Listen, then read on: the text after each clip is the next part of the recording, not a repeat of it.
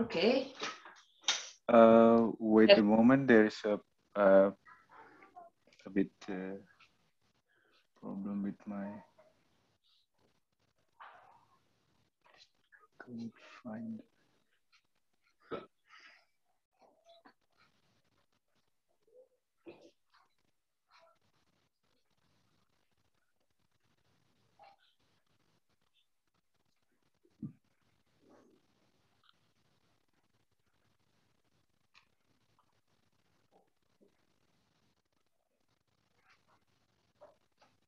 Wait a moment. There's a technical issue in my laptop. I hope I can solve it. Okay.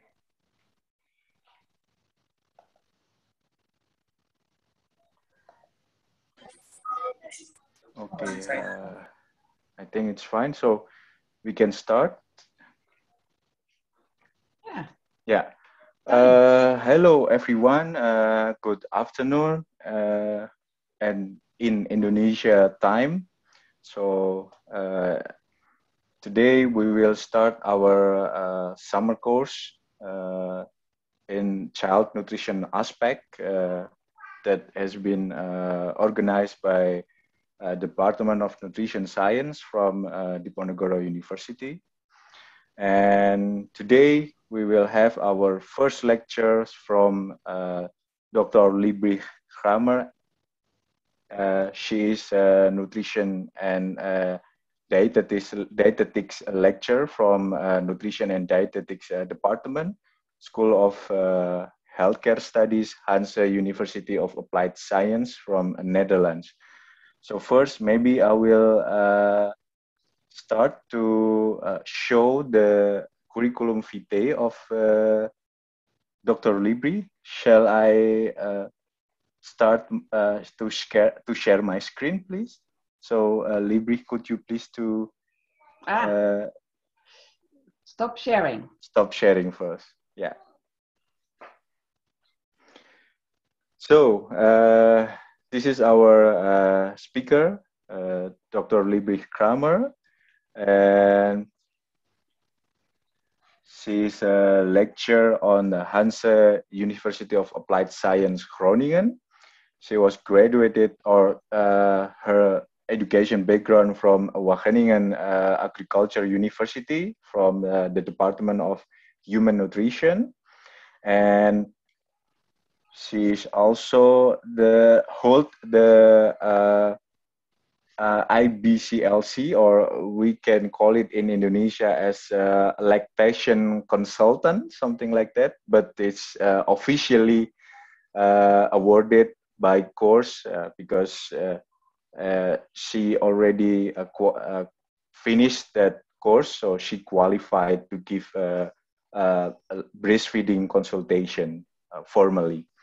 And she has several experience in as a research assistant in University of Groningen, and also from 2013 as a trainer at Baby and Box, Dutch IBCLC Training Institute.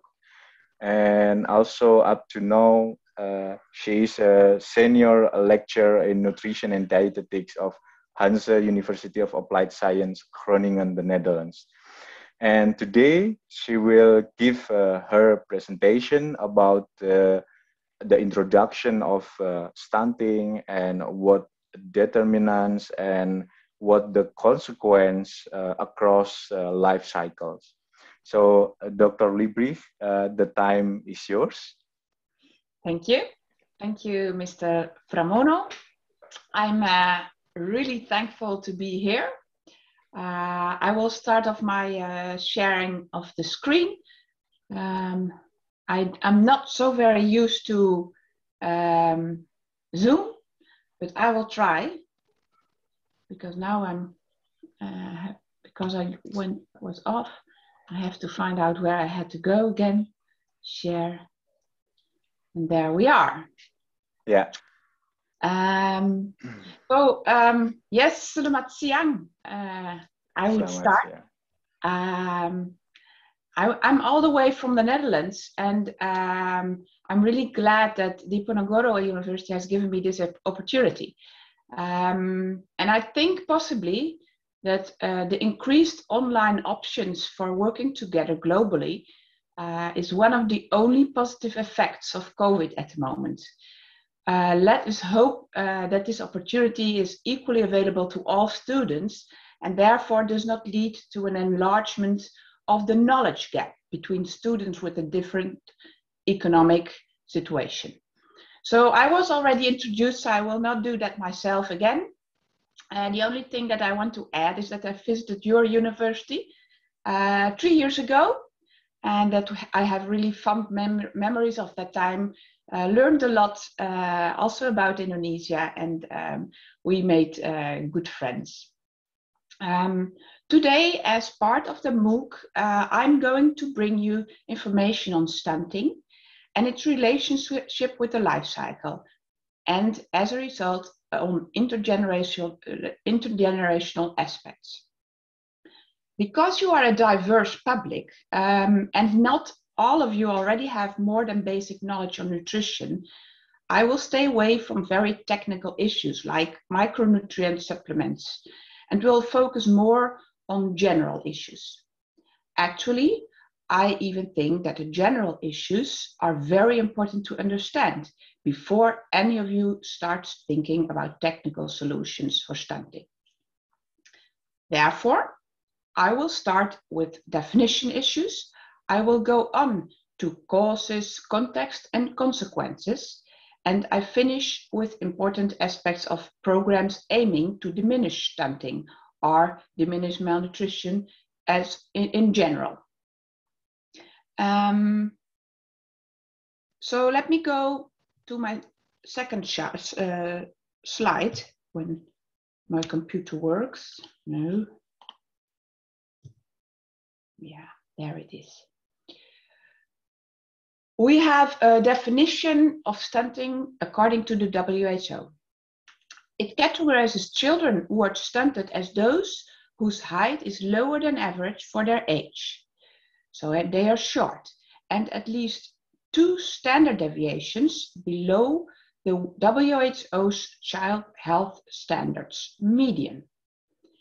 You can see the slide, the picture on the right, and this is the Indonesian girls' growth reference chart. And in this chart, you plot the height and the age, and then you see where a child is, how a child is growing.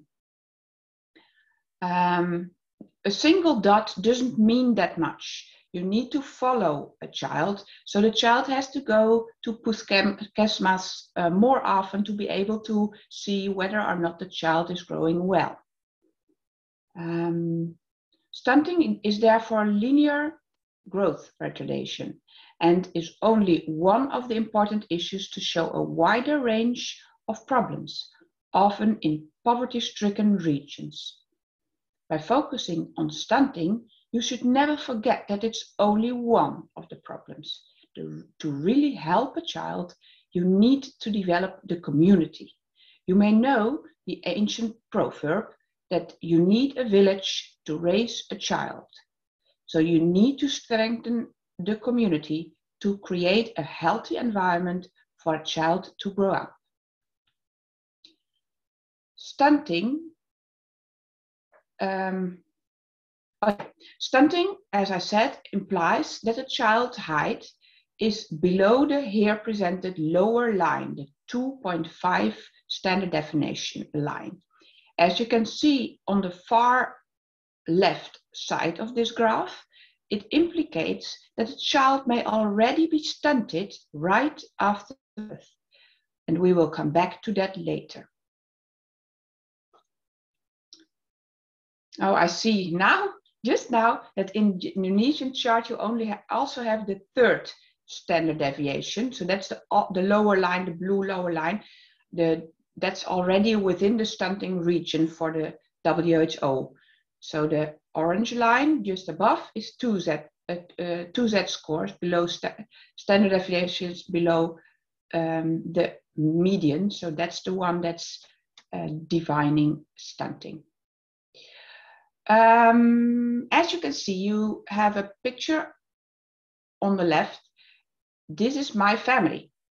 I just want to show you my perspective. I'm the middle, very white lady, the shortest of my generation, 170 tall. I'm taller than my mother, who is not in this picture anymore, and my youngest brother is taller than my father is. So that's how the height in our generation has evolved. I have been growing more than my mother was, and my brother than my father. So just to picture our perspective.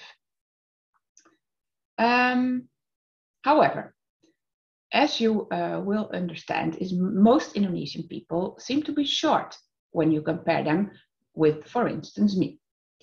One of the possible reasons for this may that my family has not been suffering from deficiencies or severe childhood diseases the last century, and has therefore probably been experiencing optimal nutrition for a couple of generations. Nevertheless, this increase in height of the Western population, because it applies to many Western families, it has been slowing down. And I can see now that my two daughters are not growing to be taller than me. According to the Indonesian government figures, about 30% of under 5 suffers from stunting, although this percentage seems to be going down. At the moment, it will have gone up again the last 2 years, since a lot of care has been spent elsewhere now. According to the International Growth Chart of the WHO, a population with a level of stunting that exceeds 2.5% indicates a poor growth environment. Since 2 SDs, standard deviations lower than median, is 2.5% of the population. It is therefore very hopeful that your government has been paying a lot of attention to stunting, as it is a major problem for the continued development of Indonesia. Tomorrow, the representative of your Ministry of Health will be given more information about the Indonesian situation. It is well known that a community does not see a problem in stature as long as all children are short in that community. You see the picture on the left here from a couple of African 9-year-olds. They're still standing in line, and they are all below the WHO standard for 9-year-olds. They will probably, and their parents will probably not think that they are short because they are all short. However, when they had been raised in a rich situation, they would probably have been longer already, and their children might even reach the WHO standards, possibly. So it may be reflecting this low height, may be reflecting chronic undernutrition during former generations. Since Indonesia has made great improvements in the level of poverty and educational levels are on the rise too, the amount of stunting can go down even further when the government continues to take wise decisions and global disasters like COVID and flooding stop hitting your beautiful country. Some researchers suggest that local growth charts should be used instead of the WHO ones, since they will better be able to show the children that really are at risk of developing short stature. You can see the data from an Indonesian study plotted here in the graphs on the right. This study was done in 2020, and it says that it concludes that the Indonesian government should use the more Indonesian plots. However, the WHO growth charts have been made using data from all kinds of populations, Also, the Asian population has been part of the making of these charts. And it is well documented that children from Asian parents that immigrated to, for instance, the USA, seem to gain height at a much faster rate than their peers that were born in the former region. The environment is important in attaining height. So the discussion about the charge is interesting, but for now we focus on those children that are not reaching their optimal stature because of adverse conditions, since this group really deserves our attention. I will now try to start a video from IFPRI, the International Food Policy Research Institute. Senior researcher Jeff Leroy explains in a clear way a couple of important aspects of stunting, or linear growth retardation.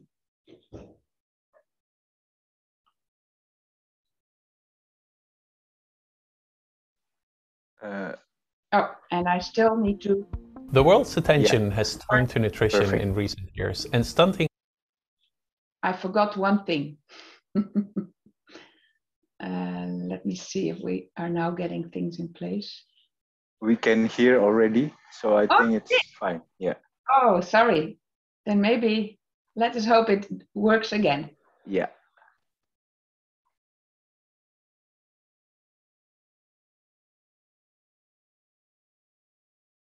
Now, this is a pity. Let me go back to the former sheet and try again.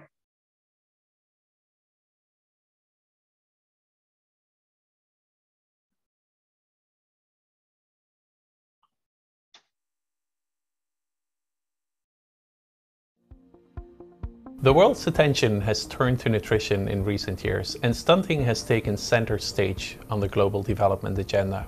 But with this attention has come confusion about what stunting really means and how it affects people's life. This confusion also relates to linear growth retardation, but here I'll simply refer to them together as stunting. Stunting is commonly believed to cause many serious problems, including delayed child development, reduced work capacity in adulthood, higher incidence of chronic diseases like obesity or cardiovascular problems, difficult childbirth, and poor birth outcomes such as low birth weight. But if this were true, then removing stunting would lead to improvements in all of these outcomes. But is this causal thinking correct? We carefully reviewed the evidence. In fact, stunting causes only two of these outcomes, difficult childbirth and poor birth outcomes. For the other outcomes, the story goes as follows. Stunting is caused by the deficient environment in which children grow up. Deficient environments provide too little food to children, or food without enough nutrients, or cause children to get sick all the time. Deficient environments produce a lot of problems, including delayed child development, lower work capacity, and chronic diseases. Stunting does not cause these problems, but the deficient environment does. We need to differentiate between two distinct uses of stunting. First, since stunting can be a direct cause of difficult childbirth and poor birth outcomes, it is an outcome of interest in and of itself. And second, stunting is a marker of a deficient environment, and it predicts future problems. To explain this distinction better, let's use an analogy. When the smoke detectors in my house go off, I call the firefighters.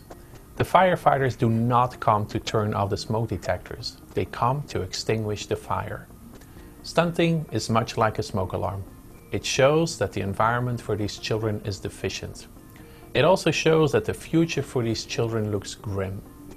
The narrow focus on stunting is a bit like focusing on the smoke alarm and ignoring the fire. The focus of the nutrition community should be on the fire, or in our case, the deficient environment.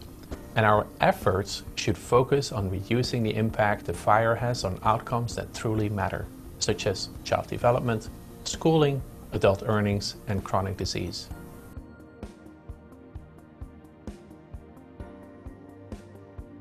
We should continue to use stunting as a marker of deficient environments and of future problems, just like we use smoke alarms. Stunting can be used to compare countries and regions and to track progress over time. The key change is in how we direct our nutrition actions. We need to focus on improving the deficient environment children grow up in if we really want to prevent the severe negative effects these environments have on children's health and well-being. Just like we put out the fire before it causes irreversible damage.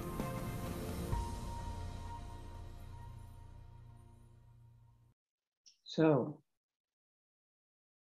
this was, I think, an interesting short stunting introduction. It also says an important point that I want to make. Stunting itself is not the real problem. It is because of the environment that stunting becomes a problem.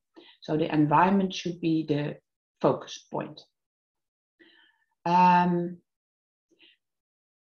Just the deficient environment that Leroy is talking about talks about the vicious circle of undernutrition and disease.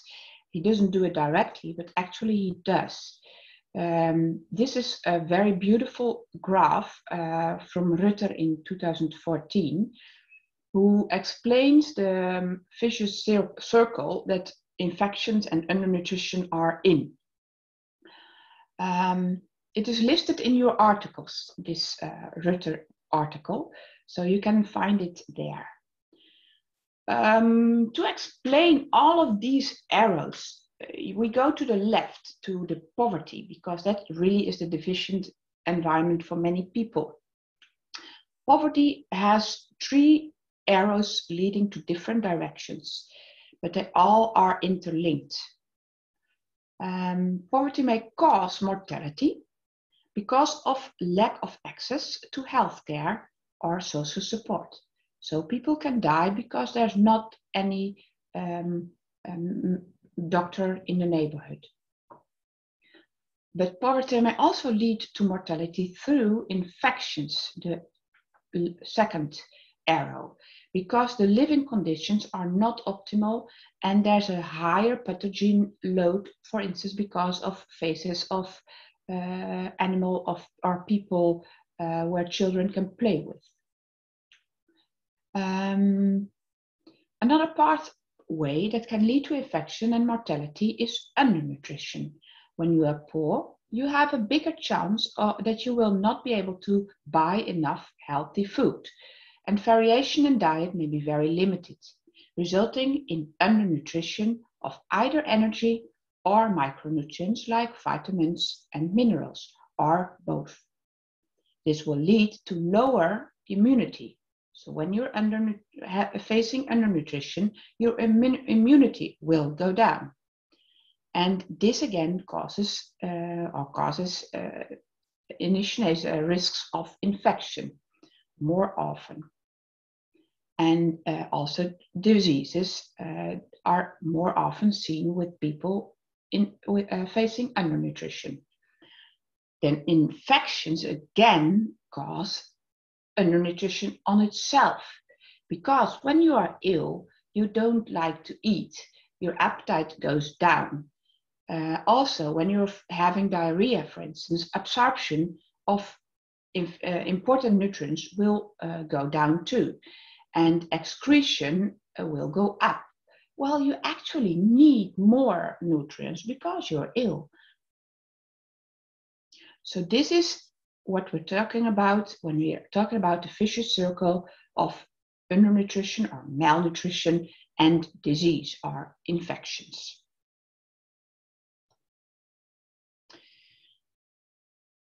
Stunting, therefore, means that a child is not getting enough nutritious foods for weeks and months and even years on end.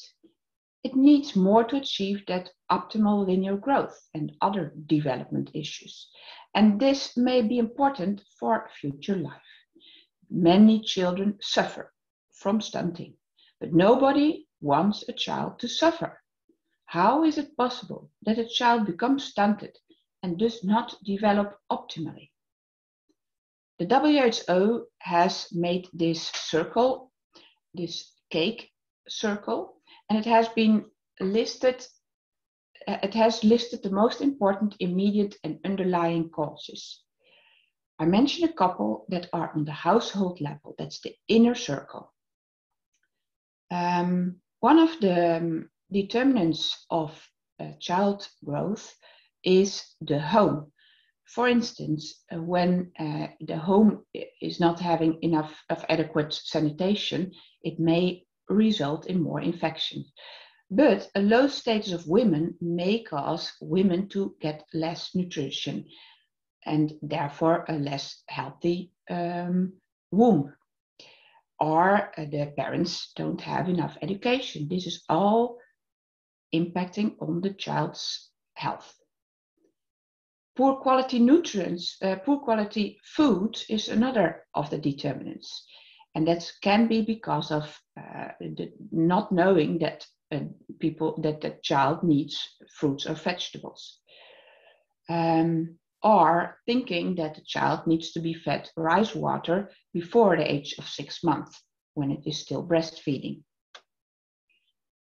Another determinant is infection. We already dealt with it in the former sheet. The mother itself may already introduce the poor nutrition she has during the pregnancy or preconception. She may also have a short birth spacing. I will come back to that later. And then inadequate care can of course also be poor care practices, like when a child is not wanting to eat, force feeding may be done. It may also be culturally acceptable, but it may not be the right thing for the child to do. And then we have the inadequate breastfeeding, one of my prime subjects that I will not go into detail about because then you will lose me. But for instance, delayed initiation of breastfeeding because throwing away of colostrum of the first rich milk is one of the adverse conditions that the child might face. I know Indonesia has done very well in the amount of non-exclusive breastfeeding rates. So that's going well. I think it may be better than in the Netherlands. And then inadequate complementary feeding in the next years is also a very important factor. This was actually the causes of the quite direct causes of stunting. And then we go on to the context, and that's more far away, that's more in the community or even in the country. Because as everybody knows, you don't want your child to be malnourished. So the household will do what it can to feed this child proper food and make it grow up healthy. So why isn't every household able to do so? First thing, of course, poverty. But this is a very big thing. We can also think about, for instance, issues like political economy. What are the food prices in the region? Rice, for instance, is quite expensive for poor people. And that makes a large deal of the money go to a staple food. And then less food is going to, for instance, animal sources, while animal sources have more nutrients of importance for children than only rice. Marketing regulations can be a problem. For instance, whether or not unhealthy food is marketed for children is really impacting in what children want to eat. This is more a problem in the rich society, but also in the poor society. What does the child want? Then we of course have agricultural and food systems. What is produced? Is enough food available? is a lot of food thrown away because of, for instance, bugs or soil degradation. Are micronutrient-rich foods available? We go to water, sanitation, and environment. And climate change is one of the issues that is hitting there, just like urbanization or man-made disasters. Health and healthcare, another of the very important determinants, because if there's not enough doctors and nurses, people will not be able to go there when they need to. And you can also see in the COVID pandemic, in all of the world, we had a problem with healthcare providers. Everybody really lacked personnel and infrastructure. Another determinant is the society itself in its culture. So what are the norms? What do you want to give your child? Is height important, for instance? And what's the status of the woman? Can she have a say in where money goes within the family? And the last one that I have not yet reached is education. But as you will know, since I'm working for an educational, for a school, of course, education, I think, is key also. You need qualified teachers and you need qualified health educators for a community. And important to say, all of those factors, all of these determinants can be positive as well as negative in a society. Some societies, some regions have a very good political economy, and others do have a great agriculture and food system. So it will be different for every region where the focus is to improve stunting.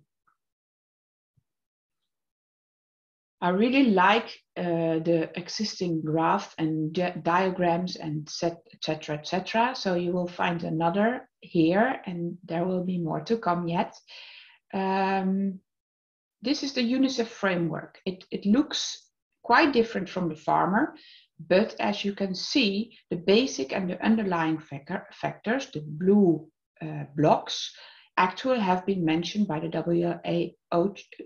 WHO cake also. You can see the orange ones are actually the dietary intake. The diseases are represented very clearly in the circle of malnutrition that I introduced already. And then above the orange blocks, you see that maternal and child undernutrition is presented. And this is where UNICEF starts talking about the maternal health too, because it's not only the child, you need the mother and the family.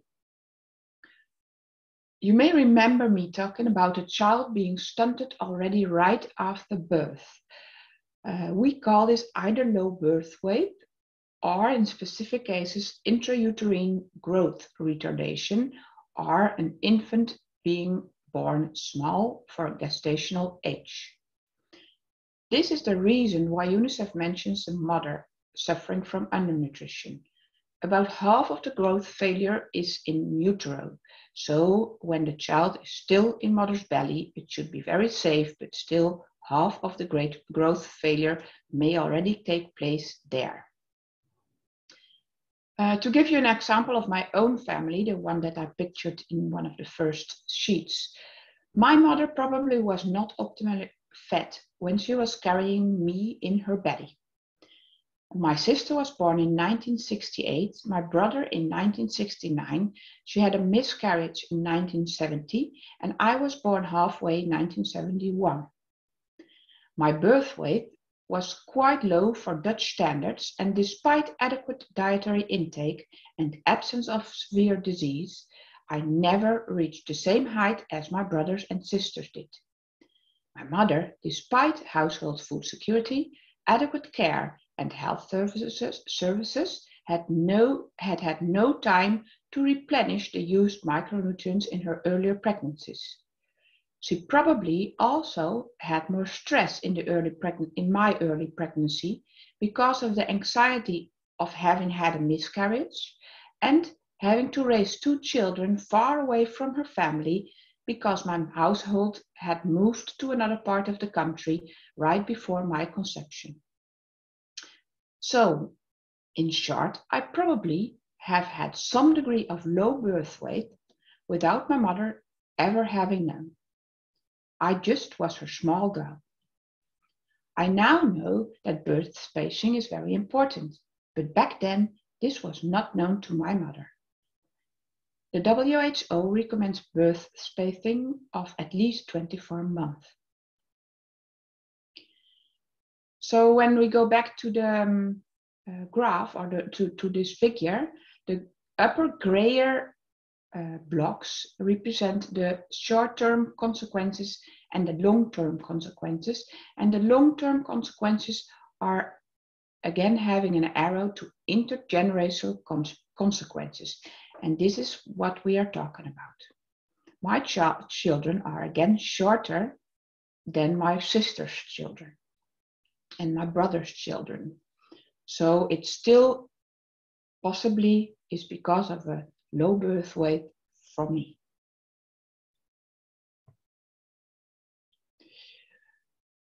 Leroy says current evidence and understanding of mechanisms does not support the causal thinking that you see in the Unicef framework, with 2 exceptions. You have the difficult birth and the poor birth outcomes.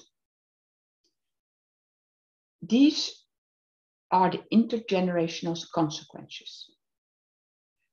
Linear growth retardation is associated with, but does not cause, delayed child development, reduced earnings at adulthood, and chronic diseases. As you may remember from the video, the deficient environment that leads to many of the mentioned consequences. So for me, I didn't have a deficient environment. So that's why I still am quite tall and I'm well developed in many aspects. But this recent article of Leroy shows that stunting has a specific relationship with the next generations. Besides this, also having been low birth weight as a mother or as a father has increases the chances of getting a low birth weight child.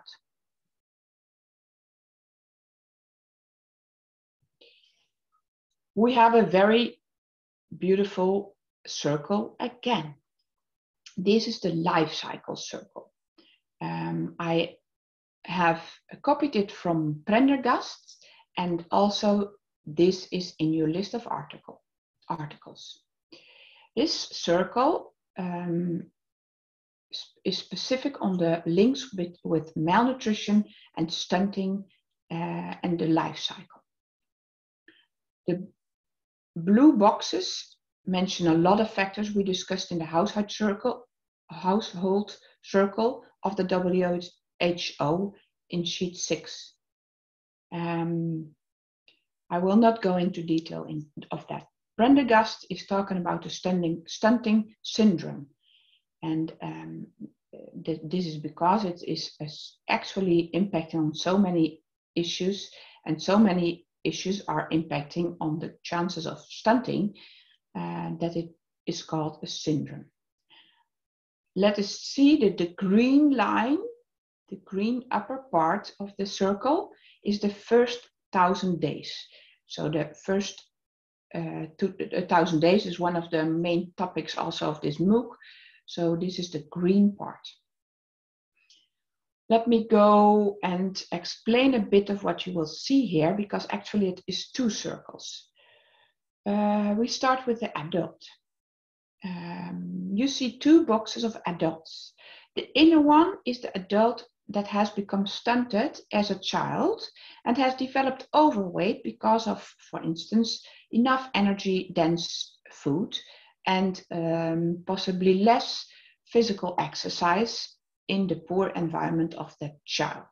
So becoming overweight is one of the risks of having been stunted.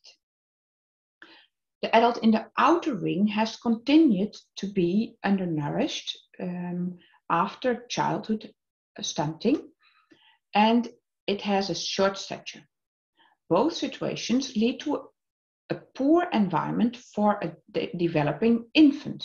So when these adults marry and they start getting children, the fetus is having a deficient environment in the mother. And this situation is impacting in the second generation, because a possible outcome could be in the neonate that it is a low birth weight child that starts off in this adverse situation.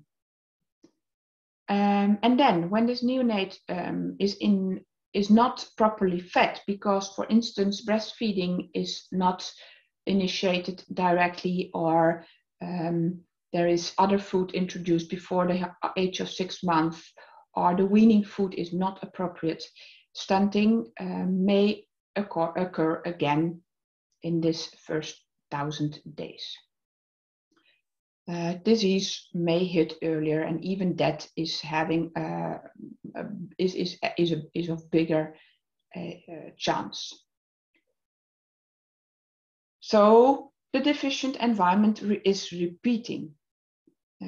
Other problems lay ahead. Optimal learning at school will be really difficult.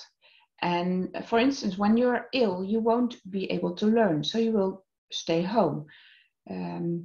But also your attention is not optimal during class. When the child is able to eat a lot of low nutrient foods, overweight may be seen again. In the same family, when a child is growing up and there's a small baby that may still be undernourished. The puberty starts, and children eating too little energy and nutrients will have a wrong starting position to start a family with depleted stores, and the life course circle continues in the wrong direction. So this is actually a very depressing circle, but there's a lot of possibilities to counteract this. But first of all, it's very important to notice that stunting, micronutrient deficiencies like anemia, overweight, and all kinds of non-communicable diseases can occur in the same country, in the same district, in the same household. And often the same individual can have these adverse conditions over the life course. Therefore, you need to prioritize sustainable strategies that aim to have a positive impact on all forms of malnutrition. You shouldn't only be thinking about stunting. You should also think about micronutrients or overweight in the same community. This is a graph from the WHO on improving nutrition around the life course. So it also again has this life cycle, but now all of the arrows point to possible programs or interventions that might help counter the adverse conditions. They need to be tailored to the specific context. Not all arrows are applicable in all situations, and all of the arrows need a real effort to make them fit into the community. For Indonesia, for instance, it will result in different choices than for the Netherlands or for Cambodia. And for Samarang region, it again needs to be adapted to the situation, since your environment is different from, for instance, Yogyakarta environment. Food security may be different. Food habits may be different.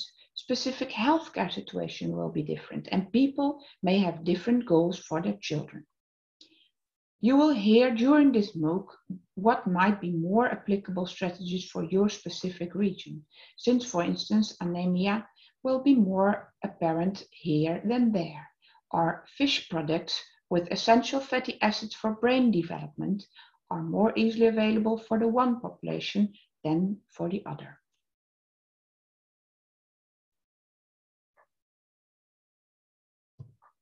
How am I doing with time? Okay, I need to go on. I think this is almost the last real graph that I have, or arrow, a block picture.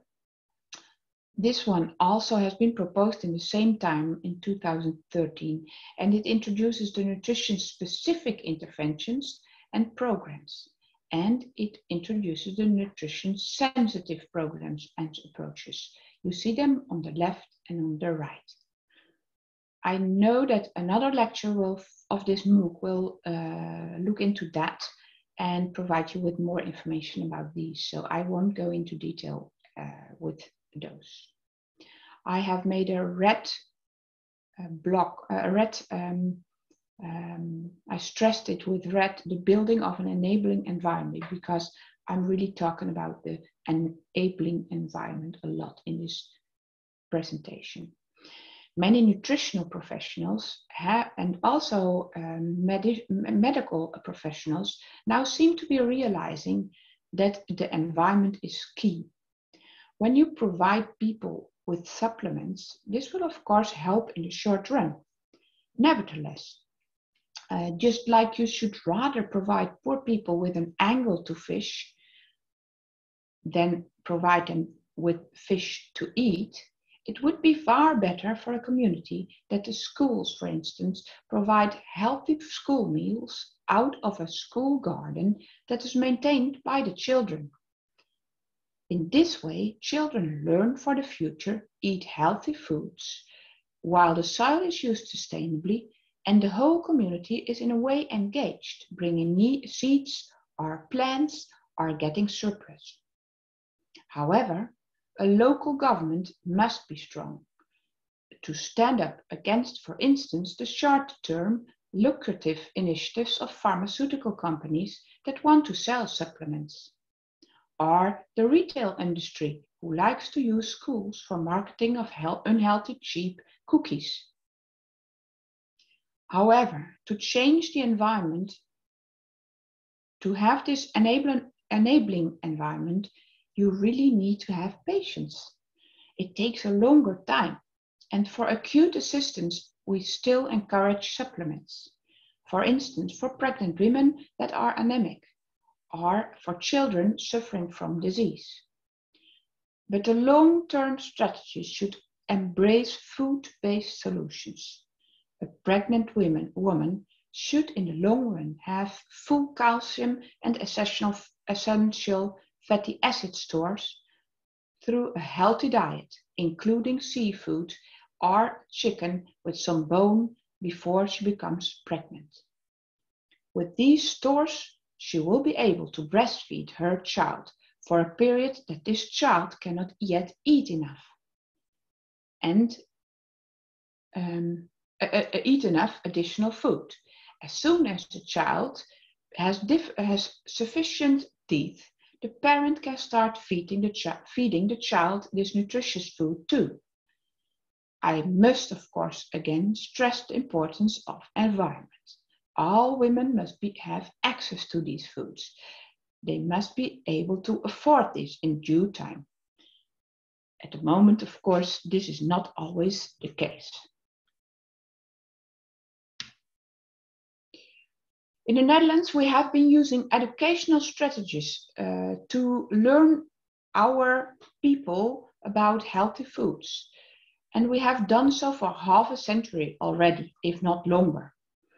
And still, only 3% of the people in the Netherlands eats according to guidelines. People may know what is healthy behavior and eating, but the food environment may result in lack of change.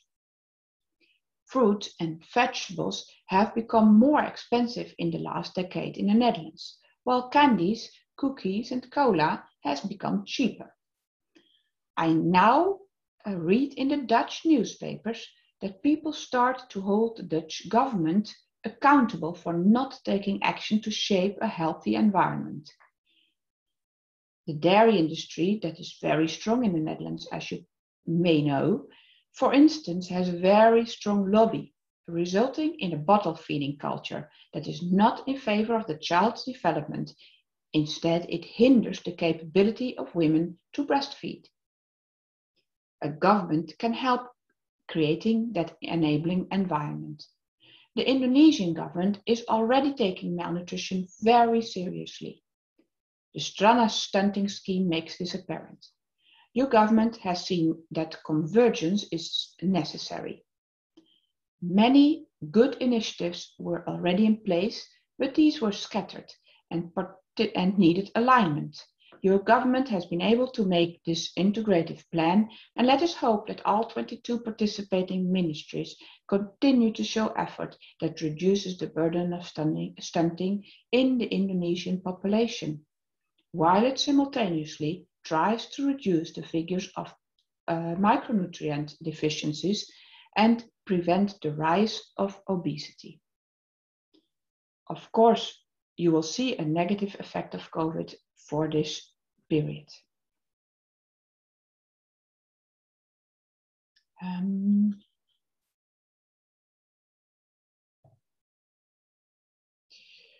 For an intervention on malnutrition to be successful, the most important strategy is to ensure that all sectors of the community are involved, to ensure that the underlying causes are tackled, that it is tailored to the local context and builds the capacity of the most vulnerable groups to create a community that builds a healthy, equitable environment that is sustainable towards the future. The second International Conference on Nutrition of the Food and Agriculture Organization listed a couple of when, what, and hows. I enlarge the hows now. And these continue to be important, and it could be a good idea to use these bullet points when your national strategy faces evaluation after the COVID period ends, to see what needs to be done to be able to get on track again. I already said the sustainability is very important, and this always means that food-based solutions should be the basis. So I do hope you understand that for me, stunting is just a marker of a poor environment, and the environment is where we have to focus on for the next decades. So I will pronounce it very wrongly, but terima kasih atas perhatian Anda. I would like to finish with some more interesting resources. These are not listed in your list already. These are more general ones. I also added the Lancet series that are really interesting. And I added another YouTube besides the one that I showed in this presentation. And that is also about catch-up growth, because I didn't do a lot of talking about catch-up growth. And there's more information there. So I do hope you have some questions for me. I will finish sharing now, if I'm allowed. So we can go on to the next phase and start asking questions. Yeah, okay. Thank you very much, Libby, for a very interesting presentation. Thank you well. Graag gedaan. Yeah, so I think it's time to start the discussion. So please, maybe before we continue with the discussion, perhaps a few remarks that I think it's very interesting remarks that stunting is indeed a marker for environment deficiency, and this may continue, or this continue across the life cycle. So I think this should be emphasized for the future health program in our country. And we also face a new challenge now with COVID-19. So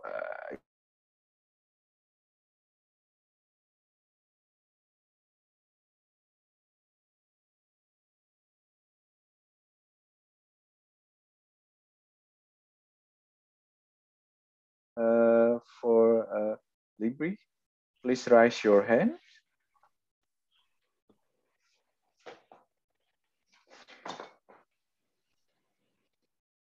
Okay, so there is a question from the chat. So if you don't mind, I will.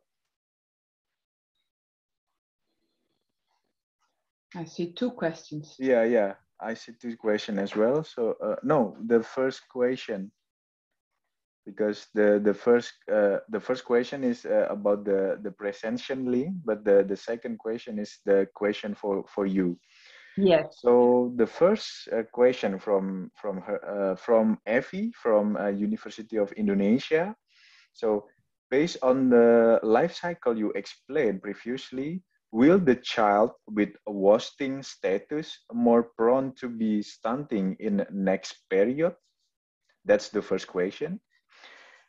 And the second, based on the strategies to improve nutrition, micronutrient supplementation has been mentioned in several periods. So perhaps could you please to share maybe some lesson learned or best practice related to the micronutrient intervention, such as multiple micronutrient supplementation, which I think still being conducted in Indonesia, fortification, and also sprinkle food, and what kind of those intervention will be fitted to be implemented more or from the I think from continuously implemented in Indonesia. Okay. Yeah. Well, thank you. If I may call Avi, I don't know how to say. Yeah, it's correct. For these questions, they are very important. The first one about the wasting. Yes, when a child has become wasted, that is having suffered from acute malnutrition. So it has been growing well, but there's a period, for instance, of there's no food, for instance, for a period. This child is not able to sustain its healthy living, mainly because of protein problems, that there's not enough, for instance, animal origin food, because most of the proteins are in animal origin foods. Of course, also soy-based foods can be very worthwhile, or any other pulses. But if the child stops eating that and is used to that, wasting may occur quite soon, and this can result in stunting. It can also both be present at the same time, but it has a different. You need to feed different foods when a child is wasted. It is different. It needs different foods than when a child is stunted. Some are the same, but it needs a bit of a different food package there. I do hope I answered your question. And then the second one. Yes, this is the more technical issues. And this is a question on what should we do in Indonesia? Should we still focus on those specific micronutrients? And I think, yes, you should, because you at various places suffer from acute problems. And acute problems need fast solutions, and the environment is often not a fast solution. So in the meanwhile, it is quite logical that all of those micronutrient programs are in place. Not all are always as effective. Some will be very effective and others will not. So they need to be evaluated very thoroughly. Some also have, for instance, been initiated because they are cheap. And often this is not a good reason on itself. It may be a part of the reason because you need to be able to sustain it. But if it doesn't work, it's still expensive because you're still paying a lot of personnel, etc., while it may not be doing what you want it to do. I don't have that much clear examples from the Indonesian situation. I think you will have possibilities to ask those questions on specific Indonesian interventions within the MOOC. But I know, for instance, internationally, iodine deficient disorders are a big problem also. And in a lot of places, fortification is the only possibility because the food-based solutions are actually absent at the moment. You cannot just continue to send in fish because they might be rich in iodine to the sub-Saharan region, for instance. So not always all food-based solutions are possible, and then things like fortification are a long-term strategy that might be better than just using iodine pills, because pills only provide a part of the micronutrients, or they need specific taking in, otherwise they won't work. Same for iron pills. Iron pills are a very beautiful solution, but they also have big disadvantages because you may also cause different problems because of iodine pills. Because, for instance, it leads to problems with defecation for women, and that might lead to other problems again. So you always need to consider what is the solution you bring and what does it cause again, and therefore food-based solutions often offer more good nutrition and longer run sustainable solutions. Can I, is this a good enough answer, although it may not really dive into Is it clear, Effie? I think I saw Effie here. I'm nodding. Okay, yeah, thank you very much for the answer. So I think your answer perfect. Thank you. Yeah, thank you very much, Libri, to address those questions. So please, for next participants, if you have further questions. If not, I may ask you something, because yeah, I was thinking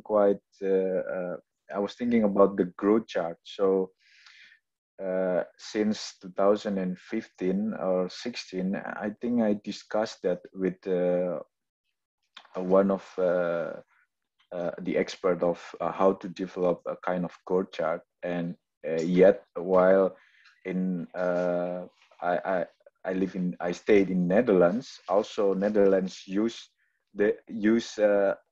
Netherlands' own growth chart. Yeah, I don't agree. They do. Yeah, but I mean, yeah. Feeding. So, and also based on your presentation, you showed the graphs in the right side of presentation, which indicate actually the WHO growth chart seems overestimated to address or to categorize either overweight, obesity, or either undernutrition. And while using Indonesian plots seems more representative to our population. So I was wondering, should we also create our own chart, or current chart is already is fit to be continued? What is your thoughts, Libri? Thank you very much. Thank you. Yes, this is a very good question, and there's many answers possible. I know I didn't tell that the Dutch also choose their own growth charts based on their own population, but that mostly has to do with the weight. And I can see, because I'm 50 now, that in my youth, children were slimmer. Of course, you will, but also our children don't see that they are not really slim, that they actually have a little bit, only a little, they are not overweight, they have a little bit more fat than the children in my generation that were well fed. So you don't see the differences that are occurring through the generations. I don't agree to the Dutch growth charts because they're based on formula fed population, while that is not the golden standard. And that is the difficulty when you are applying a Indonesian growth chart. I can see why you want to do that, because in general your population really is not the standard WHO height in the end, etc., etc. And it may also be very worthwhile to consider, because then you can focus on the real problems, the 10% that still face stunting, using the figures that I presented. So it may be useful, but then you need to use it for a long time and not change, because otherwise you don't know what is happening. You don't know in the long run what will happen to the generations, but also when you use the WHO chart, I think it is worthwhile also, but it makes the figures larger. You have a bigger percentage. That can be positive, because you can get more donors to fund, for instance. It can also be negative, because you think, well, it's too big of a problem, let's leave it. We won't be able to counteract this. Another positive thing can be that you can compare yourself with other populations in the same region. Why, for instance, is another country doing better or worse than yours? And you can learn from each other. So there's a lot to be said about whether you use the growth charts of the WHO. Maybe you need to have them simultaneously. For the larger pictures, you use the WHO, and for, I don't know, you have to choose yourself. Your government and your medical and nutritional personnel needs to have this discussion. Okay, thank you very much, Libby. I think it's quite clear for me. Yeah. And then, okay, there's a question from University of, I think from Malaysia. Thank you, Dr. Libby. I have a question on exclusive breastfeeding. So I think it's it's your field. What should a mother do if she unable to breastfeed the child during 6 months of life? Yeah. Well, it is very simple. If this mother really can't feed for 6 months for whatever reason, of course she needs to use formula, because that's not actually. I don't know the Indonesian situation. I didn't find out, but when I was in Africa, you could use siblings' milk. So you could ask your sister to feed, or you could ask someone from your village that has access of milk. Some families always have a lot of milk, and other families always have problems with having sufficient milk. This milk is way better than formula. I didn't say it in the first place because I'm not in a breastfeeding culture. So in the Netherlands, I have done so as a mother, because I was ill during the first week, and I asked friends to bring milk to my baby. But I wasn't telling that to everybody. It is a taboo. And I don't know in your cultural situation, but this would be the first thing to do. Then I forgot. Does Indonesia have a milk bank? I didn't know as well. So I think And I then have Indonesia is men. maybe not yet. But I think the participant who asked is from Malaysia, I think. So Oh, I don't know whether in Malaysia. Malaysia also has a milk bank already. Yeah, I think so. Okay. Yeah, I believe they had at least 20 years ago when when I knew something about Malaysia. But it may not be there anymore. And even though you still have to be able to get the milk, because it might be in a different part of Malaysia or Indonesia or wherever. So this is also in the Netherlands. This is also an option for the preterm children in the hospitals. They also use milk bank milk. And also in the Netherlands, and it might also be in some parts of Indonesia, Facebook also offers options for sharing milk between mothers who want to have breast milk first, and then when it's really not possible, they have a formula. Yeah. Is this a good answer for you, Ida? If I can call you Ida. Yes, it is. Okay. Thank you so much. Thank you. So we still have some times, maybe for the next questions.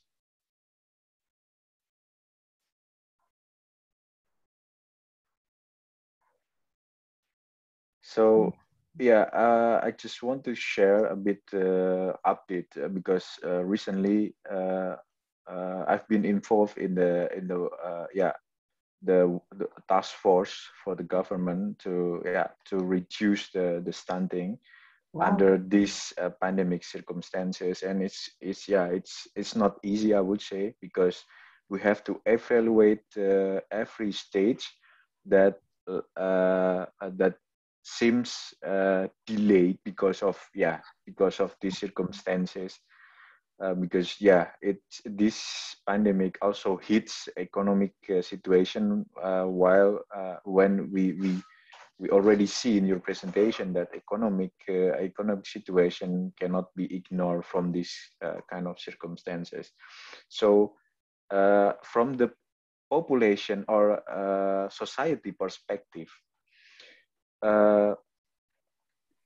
what can be developed from the public movement, or maybe you have heard or you have read something from other experience about public movement, who they taking care one each other in one pool of maybe if a village with high prevalence of stunting, then the closest village must take care of this society, something like that. Have you know about that kind of public movement? No. So they can supply the good food and then support one each other, something like that. That's just an idea, but I haven't read somewhere about that. Yeah. You have to, I think that is a very good option, that villages help each other. But it also depends on how much that village really has to add. If it can barely sustain its own, you need to see if they're helping the others is really what they want themselves. And if they don't really want it, then it won't work. And so it may be appropriate for a part, for a specific region, but it won't for another. And it also is sometimes villages have a little bit of about competition. That's everywhere. And maybe when you ask them this, it will be giving the other village a lower status again, and they don't want that, so they don't even want to be helped. So that's really, I mean, it can be a solution, yes, but you need to tailor. So the voluntary feeling, the engagement, participation, that should be first addressed, then the execution just matter of. You can probably see it in the flooding, for instance, in Sulawesi. As villages were helping each other where they could. Of course they would, but that was a short period. And for stunting, you need a long period. Also flooding, actually, you need a long period to build everything, but that makes it difficult. So you need to have this region being a bit of one already. They need to feel responsible for each other already. Yeah. Then Thank you. Yeah. Thank you for your thoughts, Libri. We have another question from Odilia from our university. So thank you, Dr. Libri, for your clear explanation about stunting. I was curious about micronutrient deficiency in toddler. So if the mother changed the breast milk to fortified milk after breastfeeding the baby for 6 months, so the mother switched from 6-month breastfeeding to fortified milk, are this going to be beneficial for baby more, or the other way around, something like that? Yeah. Okay, that's also a good question, and actually it depends on the nutritional status of the mother. If the mother is well fed and she has enough stores, her iron stores will be depleted after 6 months. Or not her, but the milk isn't sufficient anymore, not providing enough iron for the child. So that's the main reason, or one of the reasons, but the main nutritional reason to start adding other foods to the diet. So the weaning foods should contain iron. If a mother is not able to feed well because of her own nutritional problems, if she has some micronutrient depletion stores, and you can't maybe see it, but you can maybe, if you know as a doctor what the main problems in a region are, you know which woman may suffer from, for instance, vitamin A deficiency or not. You can see it in how she uses her eyes, or if she says, well, I can't see that good anymore during night, for instance, then you know, okay, this mother might need extra vitamin A, for instance. If the mother is not well fed, then also the breast milk finally will deplete her more. Because the baby is getting the first and in certain things. So the mother will also use her own bones, her own calcium in the bones to support the breastfeeding. That is okay. That is no problem, because actually the calcium in the bones, if the mother gets enough nutritious foods afterwards, will be stored again in the bones, even making the bones stronger than they were before. But this is when you have to decide as a mother, or as an advisory to the mother, is it healthy for the child and the mother in the long run? Is the situation nutritionally seen good enough for the mother to continue breastfeeding longer? Because there's also research showing that when a child is fed prolonged breastfeeding, so longer than 2 years, which is actually what WHO wants, at least 2 years, if it's fed longer because of poor conditions, because the mother just can't afford to buy nutritious food, it doesn't stop the child to become stunted or to become undernourished. And sometimes people, because the child is still getting milk and the child is not crying that much, because it does get some milk, it becomes more stunted than children who have stopped breastfeeding and are getting food from the region. So that's really a tricky question that I can't answer population-wise. You need to consider the situation of the mother. But in sound conditions, breastfeeding is still the best until well into the 2nd year, and you should not need any cow milk at all, or also enriched cow milk. It's not necessary. Yeah, it's only the I hope that that answer the question from Odilia. And Aida from Malaysia just wrote in the chat that I have read Malaysia have prohibit milk bank because it's from the perspective of religion, because it determine the lineage, something like that. So so then it is possible to have a milk mother from someone that will have special relation with the child. Yeah. This is indeed a cultural situation that I heard about. It's also present in some small cultures in the Netherlands, but also, I mean, it's also in the Muslim Islamic culture. When you have fed a child, your milk, your family, in a way. So this makes it difficult. Sorry? Thank you so much, Doctor. Yeah. And so, I think this is something for the family itself to say what is more important, and that's probably the religion in this case, because there's other options. Okay, and then the next question, I think maybe this is the last question because our time will be over soon. So from Wulan, this is from Solo, from a country close to between Jogja and Semarang, I would say. Thank you, Dr. Libri, for the great topic. I have a question. In Indonesia, we have posyandu for surveillance of nutritional status in children. So posyandu is a sort of maybe a kind of voluntary community in each district, I would say, that in this community or posyandu, we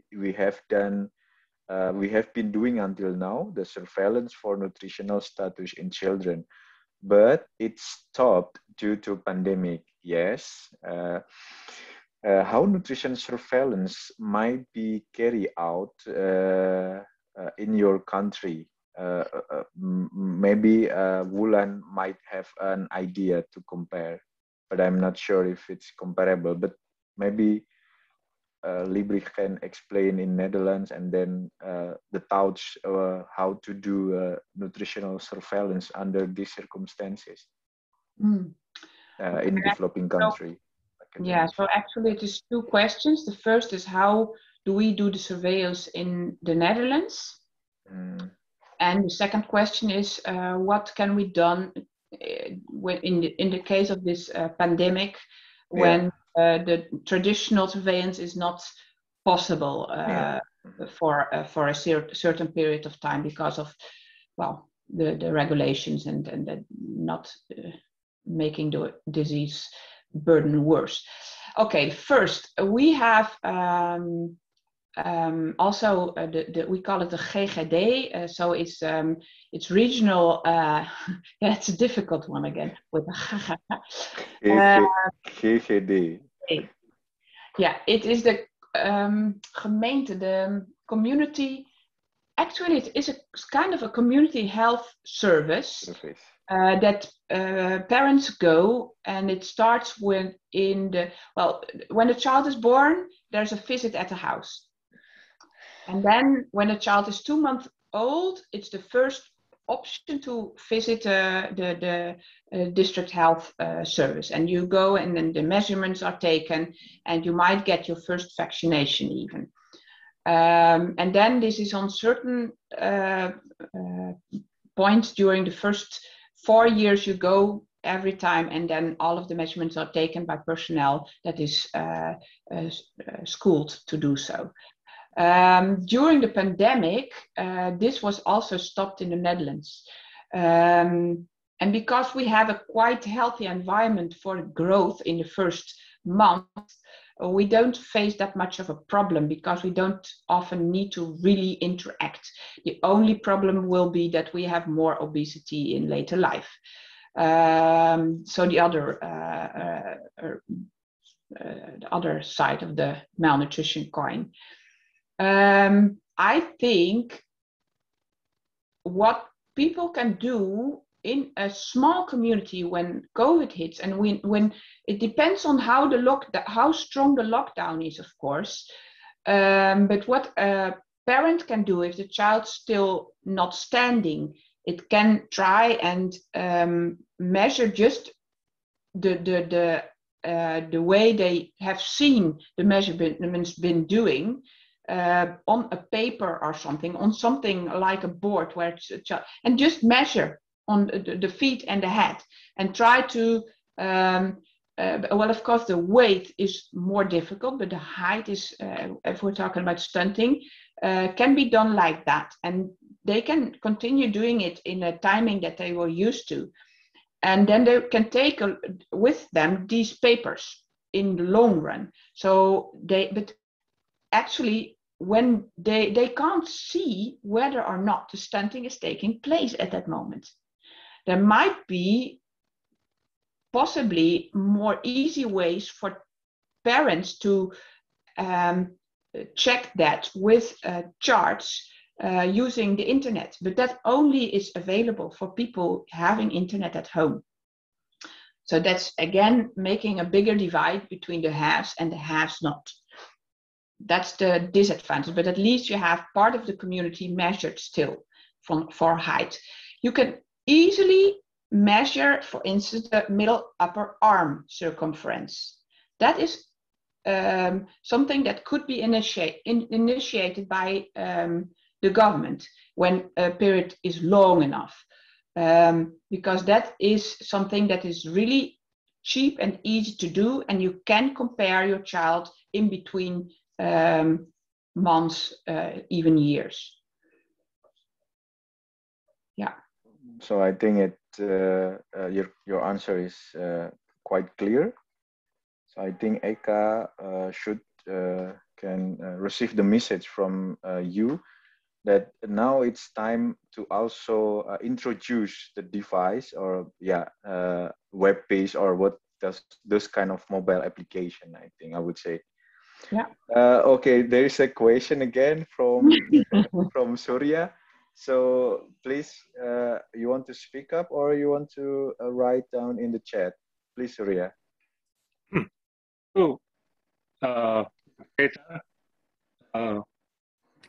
Morning, Libby. I'm Surya from Surabaya. Great. I want to ask about if the father and mother is not stunted, they have a good length of their body. Yeah? So what is the genetics role when the child will be stunted? Is there any data? Is it maybe connected with the microbiome of the baby that has genetic, so the father and mother is not a problem for the genetics, but the baby become stunted. So is there any genetics or study about that? Thank you. Thank you very much, Surya, Mr. Surya. I'm quite sure there is articles about it. I don't know them by head. What I know is if the father and mother are well nourished since birth and they don't have any stunting problems, the chances of the child are lower. That's one thing that's quite clear. And that's just because of probably because of the environment that the child was in. About the genetics, there's always families who have more or less genetic burden regarding height. Some, because you also know some families are longer than others. This might be part of the genetics. It might also be part of the environment because, for instance, the habits, the food habits are better, but it can also be part of the genetics, that's for sure. The microbiome is impacting also very much, and we do know only this little about the microbiome at the moment. We are finding out news about this microbiome and the importance for our development, our psychological, our immune system, our all of it. Just now, we don't know anything actually. We should be quite modest about what we know about microbiome and its implications in growth. So, but I can find out maybe, but I don't know by heart what articles or what authors are writing about it. I'm sorry to disappoint you.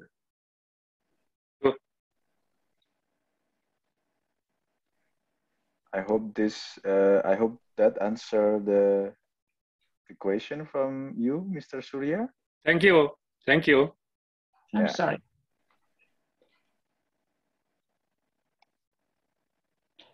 Maybe just for discussion that I think I've read the study that the researcher from Indonesia in collaboration with Maastricht, they took the samples from fecal samples from the children who are stunted. Mm-hmm. They measure the gut microbiome, but they only found one, I think, that which is clear decrease in stunting children as compared to normal children. But that's the only evidence. I think further studies needs to be done. What might be the explanation, or whether gut microbiome can explain phenomenon of stunting. Yeah. Well, that's just share. Yeah, I think the study was published in PLOS One, 2020. Yeah. Well, thank you. I think indeed in the Netherlands, I won't get that much information about stunting and microbiome. Yeah. For us, the obesity microbiome is big research area. Yeah. But that's why I'm not. So it is just information for UN participants. Yeah. So this is a very good study area, because it is. I think there is an option there too. And especially because stunting is often coinciding with, for instance, diarrhea and etc. Yeah. What is the impact? Or if there's if there's an infection, you get antibiotics. We know this is devastating the microbiome. What is the impact for the stunting? We don't. I don't. No.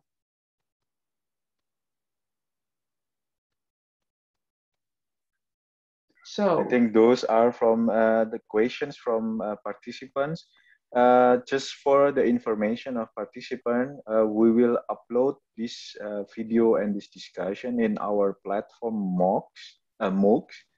But it takes time, of course, and we will inform all participants by email when everything is ready to be watched again. So you can all you will receive a username and password, and then you can watch a rewatch, or to get more insight from this discussion and from the lecture of Libri. Thank you very much, Libri, for a very interesting discussion. We'll see you in the future. Hopefully, you can visit here again.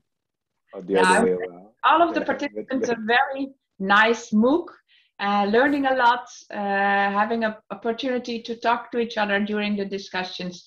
Thank you very much for this opportunity from you. I think I saw, I see Emma. Emma, yes, Emma. Hi, friend. Nice to see you again. Yes.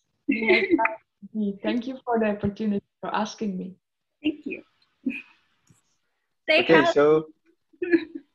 so I think we will finish this lecture. Stay safe and healthy for all of you. And we'll see you tomorrow in another lecture.